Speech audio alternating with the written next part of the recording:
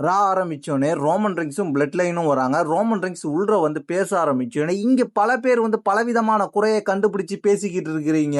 நீங்க வந்து சொல்றதெல்லாம் என்னன்னா, ஜே ஈசோக்கு மட்டும் அதிக பொறுப்பு குடுக்குறீங்க, முக்கியத்துவம் குடுக்குறீங்க. ஜிம்மி ஈசோக்கு எந்த ஒரு அங்கீகாரமும் இல்லன்ற மாரி பேசுறீங்க.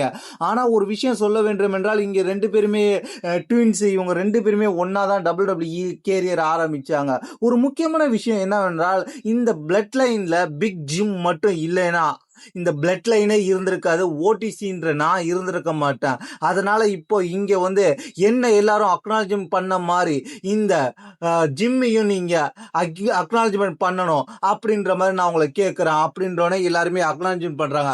அதுக்கப்புறம் ஜேக்கப் ஃபேக்ட் பத்தி கோஷங்கள் வர ஆரம்பிக்கிறாங்க. ஃபேக்ட்னு ஆடியன்ஸ் கத்த. அதுக்கப்புறம் வந்து ஜேக்கப் ஃபேக்ட் பத்தி ரோமன் ரிங்ஸ் பேச ஆரம்பிக்கிறாரு.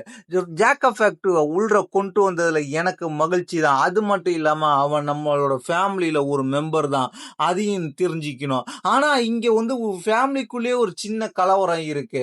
ஜாக் எஃபெக்ட் இவங்க யூசர்ஸ் சொல்றதை கேட்கறது இல்லைன்னு ஜாக் எஃபெக்ட் ஜே யூசர்ட் இருந்து மைக்க பிடிங்கி பேச ஆரம்பிக்கிறாரு.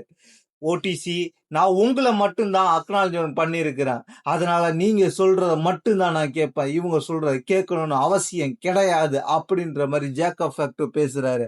அதுக்கப்புறம் என்ன நடக்குதுன்னு கேட்டீங்கன்னா, இந்த இடத்துல ஒரு சின்ன கலவரம் வர்ற மாதிரி இருக்கு. அதுக்கப்புறம் ஒரு பெட்டியை கொண்டு வராங்க. ஒரு பெட்டியை கொண்டு வந்து என்ன இருக்கு, அந்த பெட்டியை ஓபன் பண்றாங்க. அதுல வந்து என்ன இருக்குன்னு கேட்டீங்கன்னா, ஒரு புதுவிதமான ஒரு மாலை இருக்கு.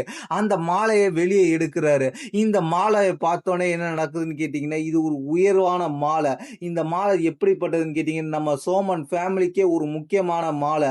இந்த மாலையை யாரெல்லாம் பயன்படுத்தியிருக்கான்னு கேட்டீங்கன்னா, யோகோசுனா நம்மளோட முன்னாள் உலக சாம்பியன், நம்ம பிளட் லைன்ல ஆரம்பத்திலே இருந்து பிளட் லைன்ற ஒரு சோமன் கல்ச்சர் உருவாகிறதுக்கு முக்கியமான இந்த அவர் யூஸ் பண்ணியிருக்காங்க, ரிக்கிஷி யூஸ் பண்ணியிருக்காங்க. அதுக்கப்புறம் இந்த மாதிரி முக்கியமான இடத்துலலாம் இது பயன்படுத்தப்பட்டிருக்கு. அது மட்டும் இல்லாம இந்த மாலையை நான் வந்து ஜேக்கப் ஃபேக்டுக்கு இப்ப அணிவிக்கிறேன் அப்படின்ற மாதிரி ஜேக்கப் ஃபேக்டுக்கு அணிவிக்கிறாரு. அணிவிச்சதுக்கு அப்புறம் வந்து எல்லாருமே வந்து கை தூக்குறாங்க. அதுக்கப்புறம் என்ன நடக்குதுன்னு கேட்டீங்கன்னா, ரோமன் ரிங்ஸ் வெளியேறாரு. ரோமன் ரிங்ஸ் வெளியேறும் போது எரிக் ஆண்ட்ரே அப்படின்ற ஒரு அதாவது ஸ்பெஷல் ஆடியன்ஸா வந்திருக்காரு, ஒரு செலிபிரிட்டி. அவரை வந்து கை கொடுத்துட்டு போறாரு. ஜே யூசோ அவரை வந்து கை கொடுக்கல. அதுக்கப்புறம் ஜிம்மி யூசோ கை கொடுக்குறாரு. அதுக்கப்புறம் ஜேக்கப் ஃபேக்ட் தட்டி கொடுக்குறாரு. அதுக்கப்புறம் ஜேக்கப் ஃபேக்ட் தட்டிட்டு அவரோட மாலையை கையை வச்ச உடனே கடுப்பான ஜேக்கப் ஃபேக்ட் அவர் அடிக்கிறாரு. அடிச்சு அதுக்கப்புறம் உள்ள ரிங்குல தூக்கிட்டு போய் அடிக்கிறாரு. ரோமன் ரிங்ஸும் மற்ற பிளட் லைன் மெம்பர்ஸும் வேடிக்கை பார்க்கறாங்க.